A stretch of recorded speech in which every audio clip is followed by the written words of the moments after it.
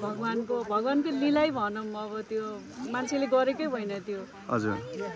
त्यो अब के भन्छ उत्पत्ति नै भएको होला कि अब त्यस्तो गुफामा त्यस्तो अँध्यारोमा भगवान एक्लै हो त्यसरी त्यहाँ चाहिँ मैले एउटा महसुस चाहिँ के गरेको थिएँ भने त्यहाँ कोही अब पुजारीले हाम्रो अब गुठी संस्थाहरूले अब गाउँठाउँले चाहिँ एउटा पुजारी राखेर त्यहाँको व्यवस्था गरिदिने भने अलिकति राम्रो हुन्थ्यो कि भन्ने आशाले थिएँ अलिकति त्यहाँ अब फुल प्रसादीहरूले गर्दाखेरि अलिकति भगवानलाई चाहिँ अलिकति फोहोर भइरहेको हो कि जस्तो फिल भयो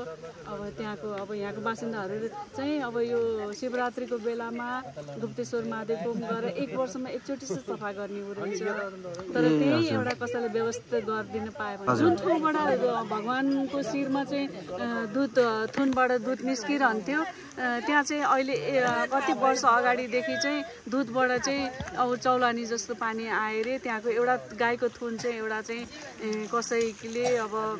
अन्जानमै भन्दौँ भाँच्दिएको भएर चाहिँ त्यहाँबाट दुधको धारा चुहिन चाहिँ अलिकति असम्भव भएपछि त्यस पछाडि फेरि चौलानी पानी जस्तो देख्ने भाइहरू पनि यो अहिलेको यसका भाइहरूले पनि देखा भन्ने सुने मैले होइन तर अहिले मैले आफैले चाहिँ जल चाहिँ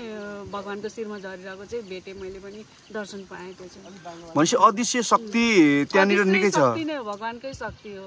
मैले त्यहाँ भगवानको पूर्वकालदेखि नै पूजाको थालीहरू देखेँ त्यहाँनिर अब भकारो भन्दो रहेछन् अब थालीहरू भन्दा रहेछन् त्योहरू पनि मैले भेटेँ दर्शन गरेँ